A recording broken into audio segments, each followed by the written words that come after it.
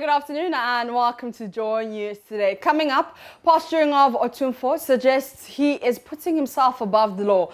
That's according to constitutional lawyer Inusa Husseini, as Asantehene rejects sections of the Lands Act 2020, which empowers the citizenry to take chiefs to court to account for land sales. We have details. Also, Parliament's Finance Committee to begin deliberation on controversial 1.75% E-Levy laid before it last night. More as government considers options to reduce the cost burden on the Ghanaian taxpayer. Also, Seni East DCE blames non-action of some state institutions for the consistent poor showing of the Seni East district in the district league table. More as he proposes ways to reverse the trend. There is business, sports, world news and showbiz in this package as well. My name is Mapita Sibidi. Do stay with us.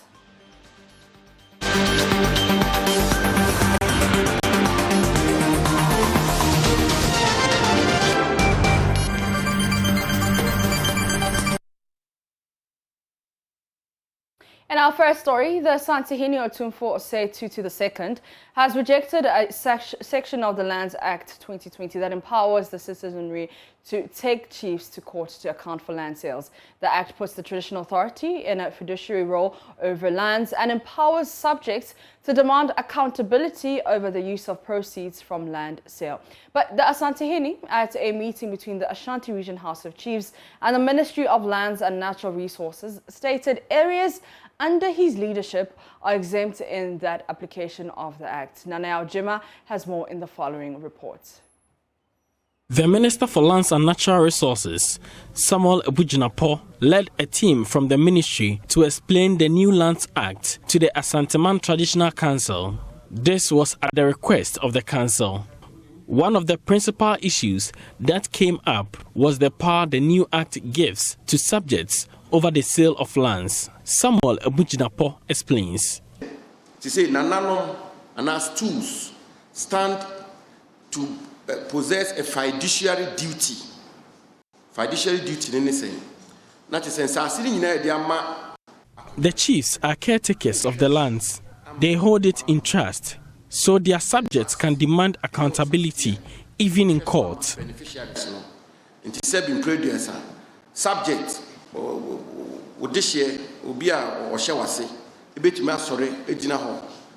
court say, oh, Sebio, senior Akonyano, Anase Nana, Afaso Odisha Assassino, Kutia Marano, Anase on Cheso Kwaya, a dim faso, Eba, Emma, and mining. So the fiduciary duty of Nanano, as expressed in this act, it's important that we emphasize on that. However, the Asantehene argues otherwise. According to him, the Asante Kingdom has its own systems of accountability over the sale of land, which they hold in trust for his office. He says any suspicion of mismanagement by the Traditional Council is reported to his office for appropriate action.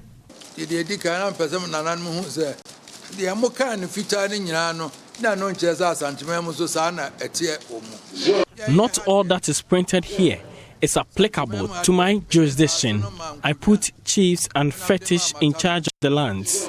The chiefs are not accountable to any youth. The elders of various chiefs are the people who can call for accountability, and that is when I step in.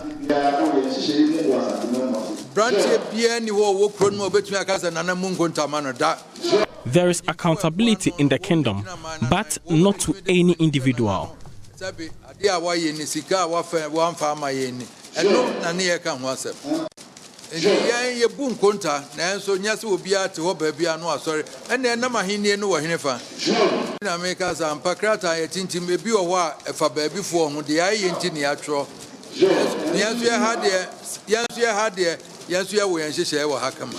Asantehene advocates a review of laws regulating mineral resources in the country for purposes of equity in sharing of benefits.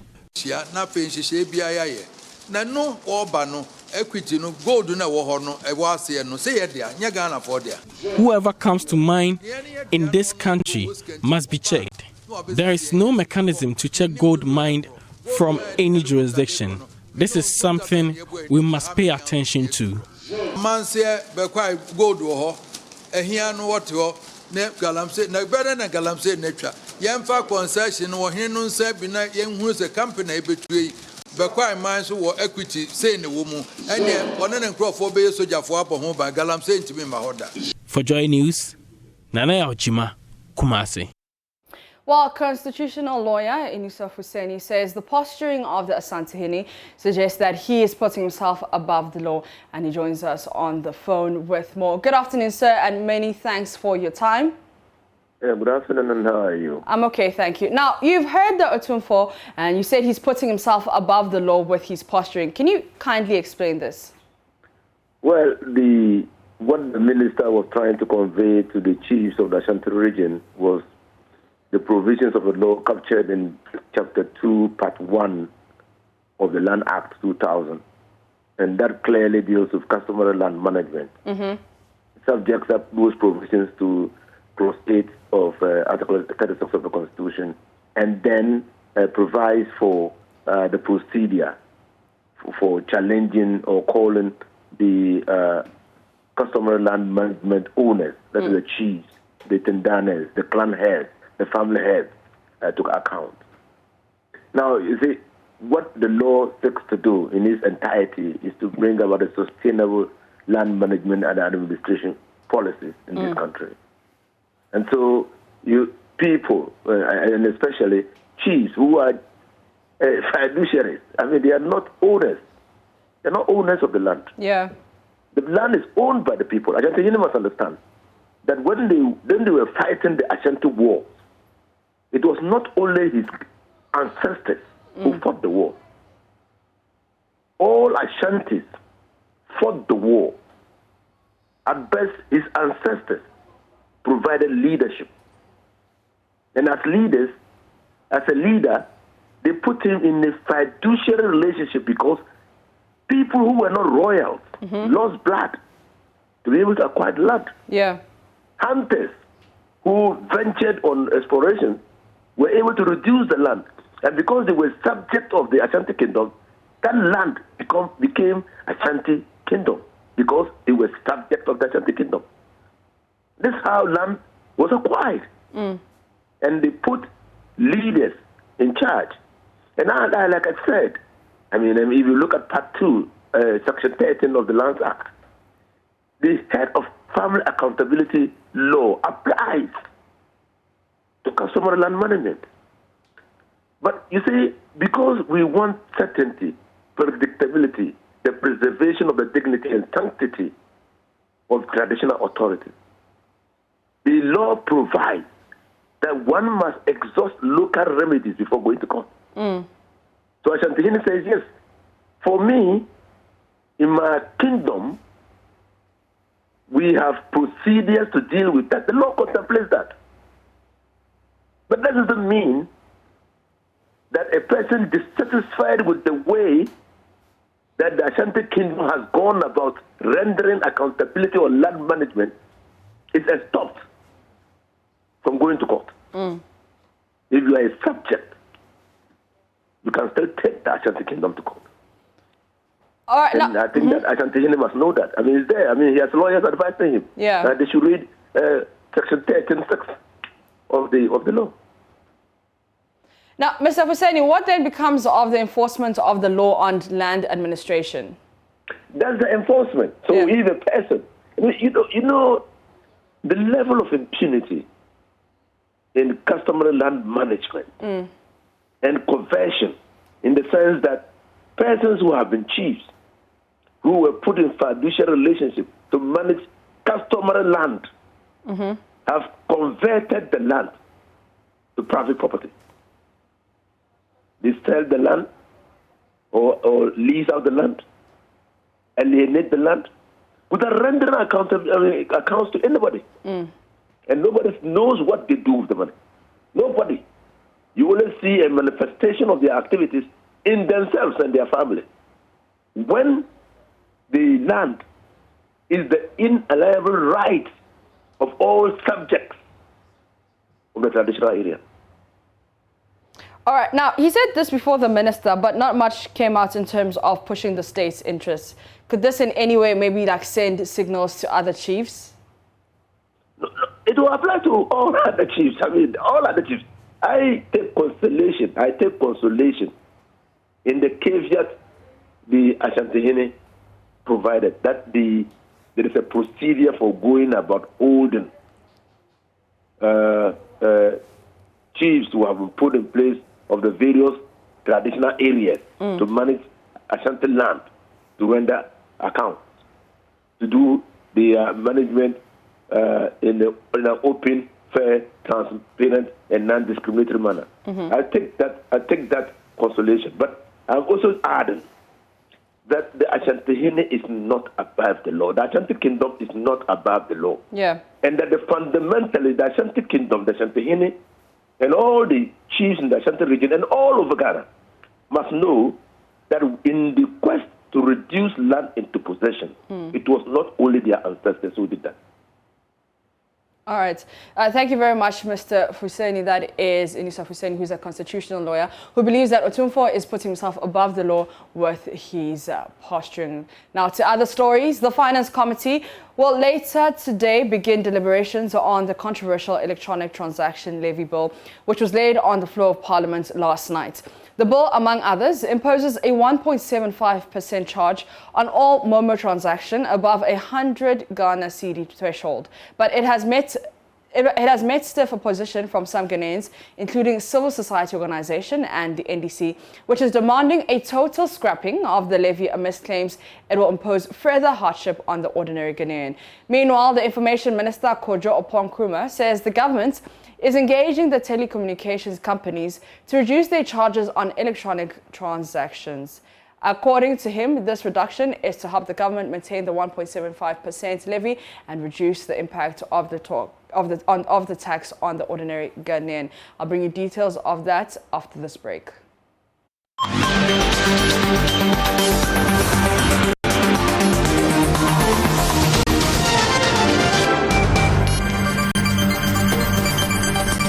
Thank you for staying with us. Now, let me give you details of the Finance Committee, which will be later today begin deliberations on the controversial electronic transaction levy bill, which was laid on the floor of Parliament last night. Now, the bill, among others, imposes a 1.75% charge on all Momo transaction above 100 Ghana cedi threshold. But it has met stiff opposition from some Ghanaians, including civil society organization and the NDC, which is demanding a total scrapping of the levy amidst claims it will impose further hardship on the ordinary Ghanaian. Meanwhile, the Information Minister, Kojo Oppong-Nkrumah, says the government is engaging the telecommunications companies to reduce their charges on electronic transactions. The conversation so far has been on how much we can reduce the impact on the everyday Ghanaian and at the same time allow government to mobilize revenue to deliver on its commitments to us. The ever-growing commitments of the Ghanaian population need to be met by government, and it needs to be met not with debt only, but with domestic revenues. Today, the telcos are charging about 2%. Right. If government introduces an additional 1.75, the cumulative effect is 3.75 on the Ghanaian. Now, government has been listening and has been exploring ways by which we can reduce that cumulative effect. And so government has been engaging with the telcos to take a haircut so that if the telcos reduce their 2%, and even if government stays at 1.75, which means that the state is assured of the revenues of the 1.75, the net effect on the Ghanaian will still be lower. So, for example, hypothetically, if the telcos reduce by, say, 0.25, and government still stays at 1.75, that is a net effect of 3.5 as against what would have been 3.75 initially. So these are some of the engagements that we have been doing behind the scenes to ensure that government will still get the revenue, but in the end, the impact on the Ghanaian is watered down. So the telcos are going to take the hit to support government. Is that what it is? That's a conversation we are having currently. And have they agreed to some of these things? We are very optimistic that we'll get to a positive conclusion. But there are those who have said that, why don't you wait when there's a finality to this conversation? Then probably you can lay the bill. What if you lay with a 1.75 and there is a sudden change, a U-turn from the telcos? Then you further impoverish the ordinary Ghanaian. You've been in Parliament. The bill has not been laid. Right, but it's is ready to be laid. That's what I've been told. No, it has not been spoken to your chairman. It has not been laid. It has not been laid. So let the conversations finish, let it be laid, and then we'll take it from there. I see. But Honorable, just a while ago, the Speaker. The minority in Parliament says the misappropriation of the funds earmarked for the fight against the COVID-19 pandemic lends credence to its calls for a comprehensive probe into the COVID-19 expenditure. Contributing to the budget estimates for the Health Ministry, Ranking Member Kwabena Menta Akando alleged government spent 107 million Ghana cedis for the purchase of nose masks, 254 million Ghana cedis for the purchase of hand sanitizers, and 197 million for the purchase of tissue. According to the Joboso MP, the Health Minister, Kweku Ajiman-Menu, should be summoned to the House over his inability to justify the use of the monies. The Speaker, upon critical look at the COVID expenditure, I was left with no option than to agree with the people who are calling for a bipartisan probe into the COVID expenditure. Mr. Speaker, we realize that if you check the 2022 budget, about 573.4 has been allocated as seed money for recapitalization of Development Bank. The Speaker, COVID money, when we are going around looking for money to combat COVID, the Speaker, we are using COVID money for recapitalization of banks. The Speaker, I'm struggling to see the correlation between the establishment of the bank against COVID-19 pandemic. The Speaker, again, we looked at the expenditure of about 857.6 million. And some of the items are very, very interesting. Mr. Speaker, I'll share a few with this House.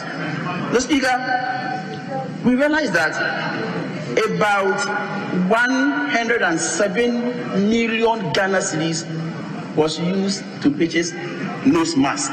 107 million. Mr. Speaker, again, we also realize that about 254 million, and I repeat, 254 million Ghana cedis was also used in purchasing hand sanitizers, Mr. Speaker. Mr. Speaker, the most interesting one, about 187 million was also used in purchasing tissue. 187 million. These are shocking revelations, Mr. Speaker. Mr. Speaker, again, the interesting one. When the Ghana Health Service was educating people for, restriction of movement and what have you, they had spent about 32 million Ghana cedis on conferences and meetings. Mr. Speaker, this is shocking. So, Mr. Speaker, I know that you will agree with me that there should be a proper probe into this matter for us to come to a logical conclusion. Mr. Speaker, again, it must also be put on record that as of the time the agencies were appearing before the committee, we were informed that they had taken delivery of about 13 million doses of vaccines. And out of the 13 million doses of vaccines, what we have procured, what we have bought, what we have used our money for is around 2.7 million doses. What's his name?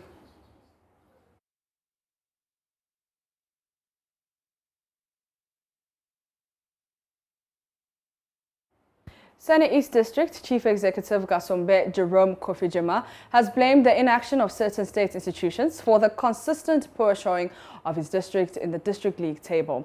The 2020 document, which was launched in Accra yesterday, put the Senate East District at the bottom as the least performing district assembly in terms of education, health and other social issues. Speaking to Joy News a while ago, Mr. Jema said since his assumption of office in October this year, he has had to petition the roads and education ministries on on the needs of the district. Unfortunately for him, none of the petitions have been heeded till date. He has been suggesting ways to reverse the poor performance of Sene East District. Looking at the teacher pupils ratio, Sene East is still in deficit of teachers. And so when we look at the way other districts have teachers, we don't have that. The reason being that we are in the deprived area, and so when teachers are posted to our district, they run away without staying there more than 3 or 4 years. As we speak, last year, those who were posted, some of them had requested leaving the district because they have other people to help them leave the district. And for that matter, I want to also use this opportunity to approach the well-intended that they should convince the education minister. Because I had when I came, because of this, I had 3 discussions with him. I went to his office about 3 times. Yeah. One was an recruitment of teachers within our jurisdiction. So we realized that when teachers are posted from different districts and they come to our district, they don't stay. Before we realized all of them will leave the district. So we have decided to recruit those who have gone through distance education, those who have gone through Winneba, Cape Coast, and Jackson around our place. And we submitted a list. So I did a follow-up again. And I had a nice discussion with the Minister of Education, Honorable Adichim. And I want to use this opportunity to plead on your behalf. Use your institution to talk to the minister so that the list that we have given to him, we consider them.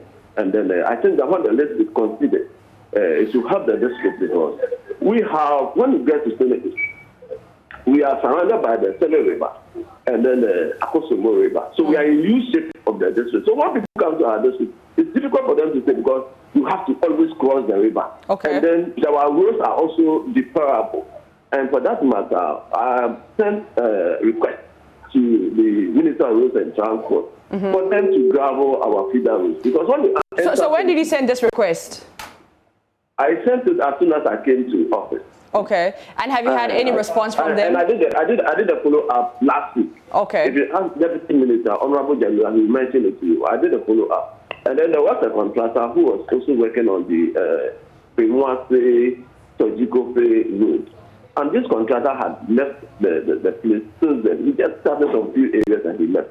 And I did try to get the contractor. I went to the ministry. They didn't get me the information. Then I had a list from one assemblyman who tried calling the contractor, so that I wasn't taken. So when it happened that the teachers travel from town to the interland and then it rains, it's difficult for them to come back or to even come to the office to do their ordinary things, like they want to come for meeting and thereabout. So it's very difficult. So we want to use this opportunity to plead on the government and then the Minister of Roads, the Minister of Education, so that they will be able to help us within this. And notwithstanding that, much as I did mention to you, we have also put in place that we are going to have a quiz competition and then a reading competition. And that one, I had a discussion with the Education Directorate, and then Assembly is going to sponsor that. And for that matter, we are going to have a full term, like the way we celebrate the football gala. Yeah. So we have the school level, we have the second level competition, and then we have the district level competition. And this one is going to be sponsored by the Assembly. And the last resolution of Assembly, all the Assembly members are that resolution. Okay. And for that matter, we are going to work within that. Social policy specialist with UNICEF, Charles Drodrosi, threw more light on the report and its outcome. He spoke to Enim Ado on the AM show. In this district, doing better than maybe in another district? Yes, so the statistics is there that, like we have said, it is okay. I mean, this is a district that the children are learning, they are completing school, their pass rates are high, and they are also their kindergarten. It is all those indicators put together. But then, what are the practices? What are the measures, specific measures that schools, the district supervisory unit, the GES at the district level there, what they are doing maybe we may need to go there, and I'll be very happy if Joy News can go to, for instance, Down West Municipal to find out what are some of the measures that they are doing. Not necessarily the district assembly. It could be both the GES at the district level and the district assembly, and then what they are doing well. And then we can go to the Ayawaso North Municipal. They are also in Accra. They are in Accra. But how come they are indicated? So I'll be very happy if Joy News can do some kind of comparative, some comparative study, just a brief visit to those districts, and then talk to the authorities there to find out what they are doing. In fact, UNICEF, some years ago, we did it. One of your colleagues, we asked him to go to the district that was last, and he came up with some very interesting findings, which we shared, and which we think it should be the way forward, just not presenting this report, but then to investigate further. And I think Joy News, I believe you have the capacity to do that. He quit his job as a policeman because of his fear for guns, but was killed by a gun in the Ablekuma Central constituency on Election Day, 7th December 2020. That is the story of 30-year-old Ibrahim Abbas, one of the people who died during post-electoral violence last year. At a vigil to honor the memory of the 5 persons who died, the NDC served notice the party will ensure persons responsible for the killing face the full rigors of the law if it is elected in the 2024 elections. Maxwell Agbagba has the rest of the story.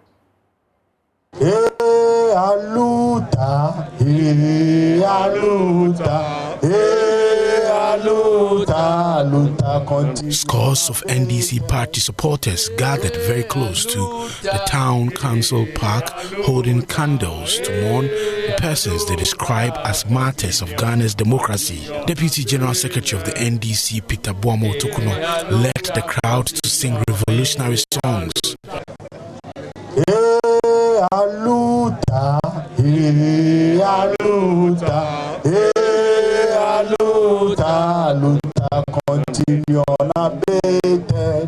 Some of these souls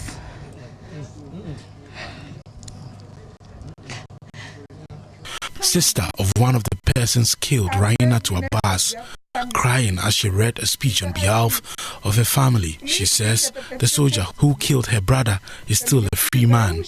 She wants President Kufuor to intervene and ensure he is prosecuted.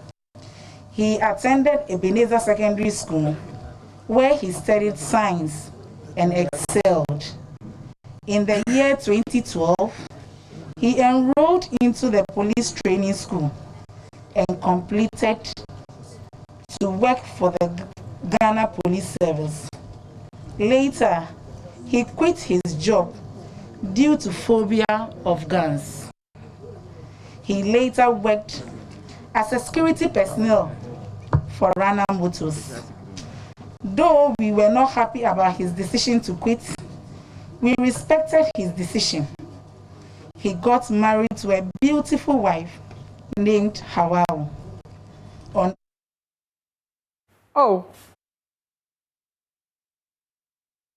During Christmas, hampers are given as gifts to loved ones and the needy. These hampers usually contain small, non-perishable food items, particularly seasonal favorites such as chocolate, biscuits, rice, and cooking oil. But this year, there is a new introduction to the hamper business in Kumasi, the water hamper. There's more in this report.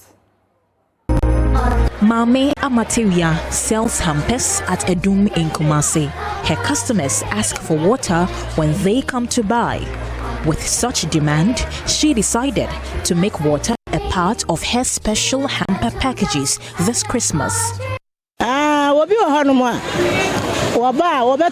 Some of my customers demand we add water to our packages. On the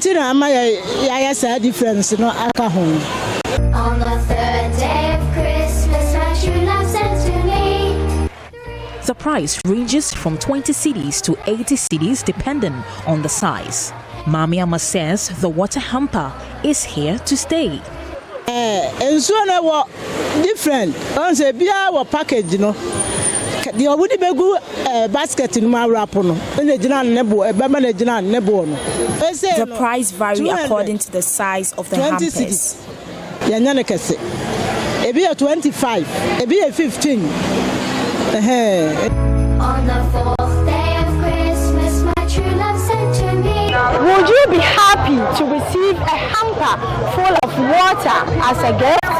Well, here are some responses from the streets of Kumasi. Mr. Benjidi, and two niska, na mitim baby, and fanso and rapuka and family menu. I will reject anyone who gives me a hamper full of water. Tikacham so wouldn't be, and fanso and menu, dear.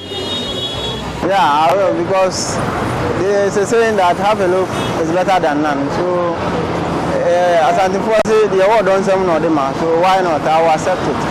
Because it's a gift. So every gift is a gift. It doesn't matter the amount of the gift. So I will accept it. Wouldn't be a so jai.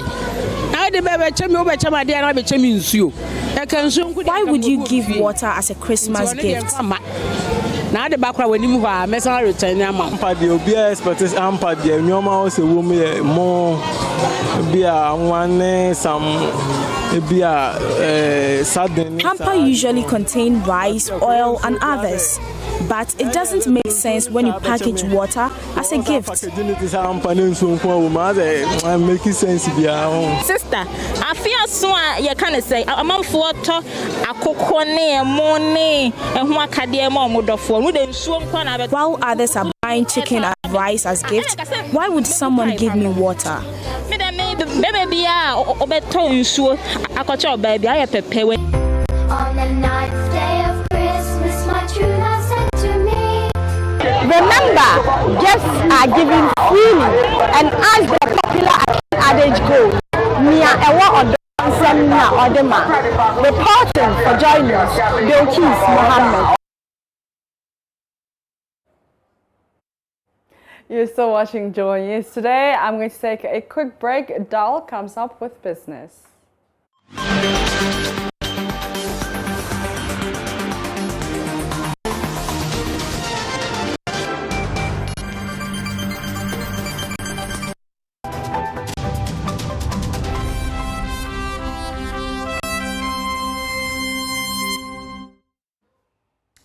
Hi, good afternoon. Welcome to Business. My name is Darryl Kwao.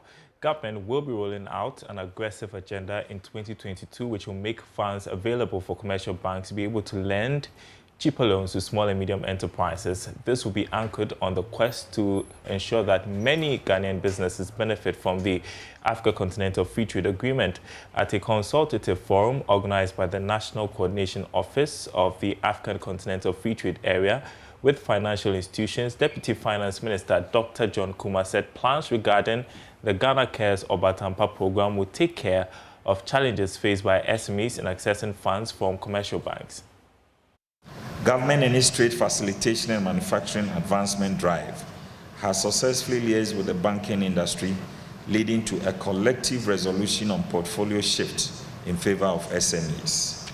This has culminated into a decision by banks to increase lending to qualifying SMEs by 2.5 billion to 5 billion Ghana cedis over the next 3 years, thereby increasing industry SME portfolio from approximately 7.4 billion cedis to 12.3 billion cedis.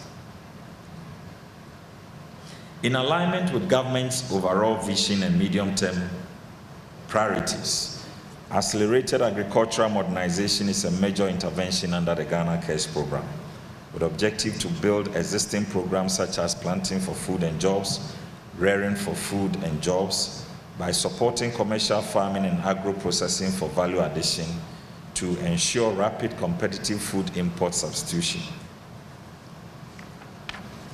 In addition, under this same blueprint for economic recovery post-COVID-19, government has implemented the Ghana Cares Guarantee Scheme in 2021 as part of effort to cushion businesses that have been hard hit by COVID-19 by providing guarantees to encourage banks to lend or to restructure loans for large businesses. 100 or more employee businesses qualify for this facility.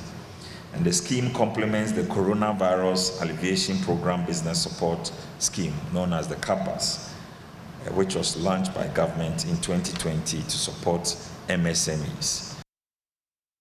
Now, yours truly, Joy Business, has been awarded Business News Brand promoting local businesses for the year 2020.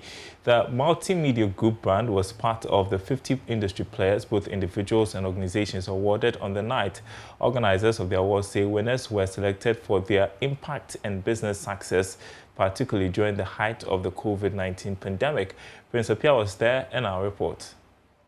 The Semba Africa Business Excellence Awards was put together to honor businesses, individuals, startups and SMEs that have contributed significantly through the COVID-19 pandemic in 2020. About 50 of such businesses were awarded from 10 out of the 16 regions of Ghana. Organizers, Semba Graduate Institute, say these acknowledgements were important. Stephen Fosu is the CEO. And it would be nice if you award somebody and after 1 year the business is no more or the business has not been able to grow. That's why we've instituted that from next year, every awardee is going to get a free training every 3 months. If you have, let's say, 50, 70, 100 employers, you can bring them so that we train them. The idea is for them to get ideas and strategies to help your business to grow. That is one. And two, we go on investment tour to Turkey and other European countries to expose them to a pool of investors so that they could also come to Ghana and invest in such businesses to expand our business environment for the growth of the economy. We believe that it shouldn't be just a award, it should be an ecosystem whereby we will support each other for the growth of the African continent, not Ghana alone. The Joy Business brand won the Business News brand promoting local business category for the year 2020. Head of Joy Business, Odilia Ntiamwa, had this to say. Joy Business is not just for the English platforms, it's also for the mass market and the account platforms. And you know that the account platforms have Adum Jedi, and these are people that we really want to reach with the business brand. And so to receive an award within this category or this group of people, it just goes to show that we as Joy Business are really doing well, contributing our quota to the business community. We actually want to be able to reach every single business person within the mass market bracket with different business solutions, and in 2022 it's one of the big things that we plan to do. Other awardees included the Chief of Tepa Traditional Area, Oheneyere Gifty Auntie, was also awarded for outstanding leadership in the electronic category. We won the Best Feed Manufacturing Company for the year. It's really important because for us at Agricare, it goes a long way to show that at least you're doing something right. We are Achinet Company Limited. This award is going to motivate us. We started not quite long, but then we've been recognized as a Discovery Food Processing Company of the Year. It means that we have to work hard. Yeah, we need best interior designs and deco. Now, it will be Biaswasi. Say now, so I'm a Pistodia. We do this level. It's such an amazing and heartfelt to see customers patronizing your products. Tasty Crane has been in the system for the past 6 years, and we feel great to have this award from Simba. Prince Apia reporting. And congratulations to Joy Business once again. Up next is sports. Just stay tuned.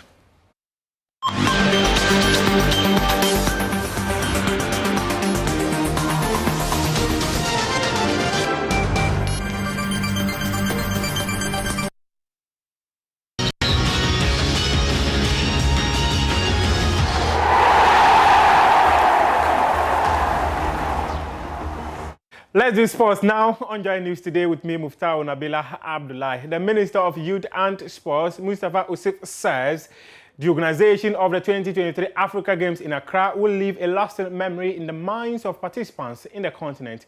Speaking at the unveiling of the Games logo and mascot, the minister said the country is ready to host the rest of the continent.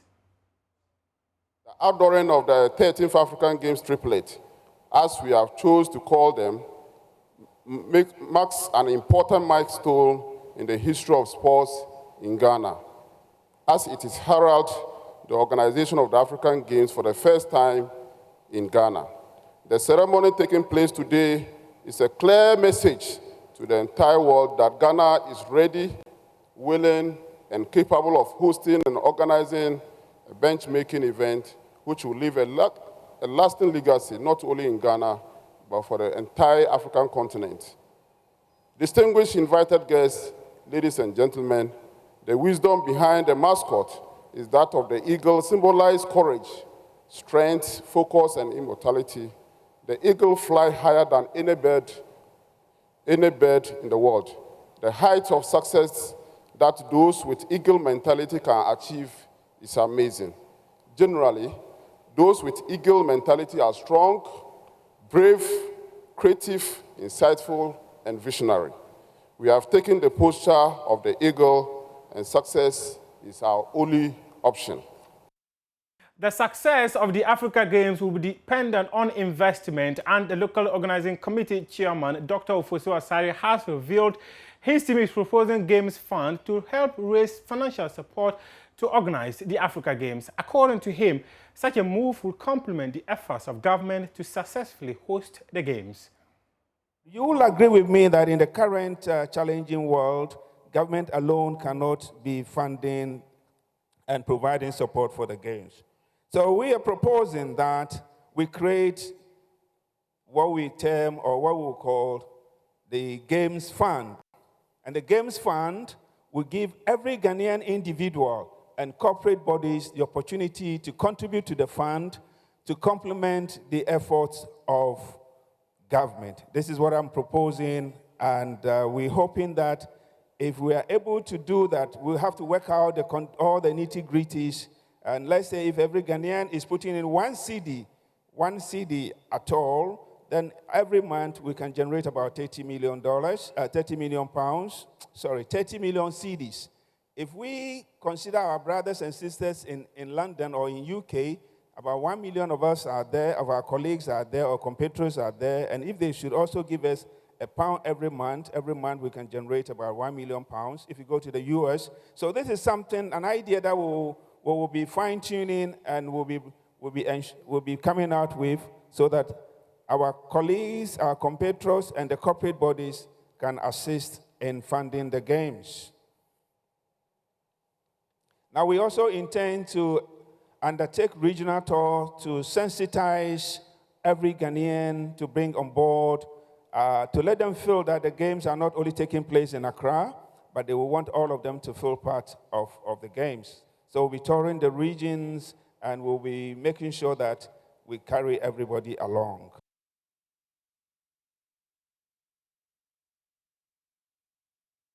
That is your sport for now, but we do have more sports stories on my joyonline.com/sports. As you can see, GFA president dismisses assertion he's against Asantehene Kotoko following a plethora of reports that his administration is against the Porcupine Warriors. And the Women's League returns today as Hazaka's ladies compete to defend their title. I am Muftau Nabila Abdullahi. Up next is World News.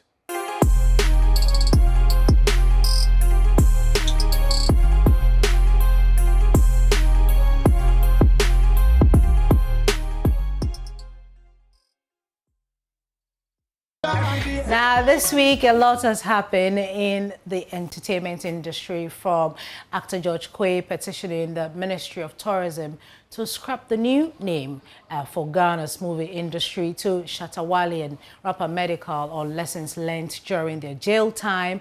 And the Samini experience also top trends this week, with the music maestro promising to deliver his best live show yet. Well, today I've decided to bring you a wrap of some top stories this week. Watch this.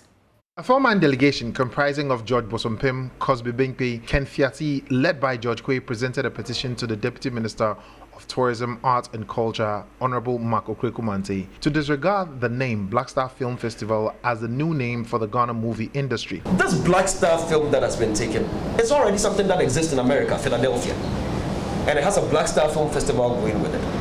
the NFA boss has her own Black Star International Film Festival, and indeed, we are all tested today. We went to the Registrar General Department and tried to register Black Star Films. And the message there was that Black Star Films. And they said you can't register Black Star Films because somebody has already registered Black Star International Film Festival. They are too close. You can't. So we figured, based on some of these things, we should petition your office. So far, everything is going well. Promo is going well. Patronage is going well. So I'm just looking forward to see all my fans out there, all my lovers, all well-wishers, everybody that's been part of the movement from day one. Come out there and let's celebrate me at 40. So I turned 40 on 22nd, and then the first show at as a 40-year-old would be on 24th. So come experience me and the new Samini. Some of them cup full up. Send them a warning. I believe all the processes we went through, from wherever to wherever, came out, with strong discipline. Because right now I feel maybe I might be doing something that I feel is right, but the system doesn't like. So I need to discipline myself and, structure myself to the law. And, we all abide by it and just move. That's your showbiz for today. Hopefully next week we have more showbiz stories for you, Maps. Oh, thank you very much, Becky. Tonight, where are you going? There's a GT band concert going on, so I'll be there. And subsequently, the weekend, lots is happening. So hopefully next week there'll be more content. So I'll be at the Labadi Beach Hotel for the weekend warm-up with our very own DJ Black, Andy Dosty, and Simon Foster. They'll all be there. So if you want to party with Maps and Andy Dosty and DJ Black and Simon Foster, don't dance too much, please. I'll try not to. All right. Thank you so much, Becky, for that. And that's where we draw the curtains on Joy News today. My name is Mapita Sividi. For more news, you can log on to myjoyonline.com. Enjoy the rest of your afternoon and have a fantastic weekend.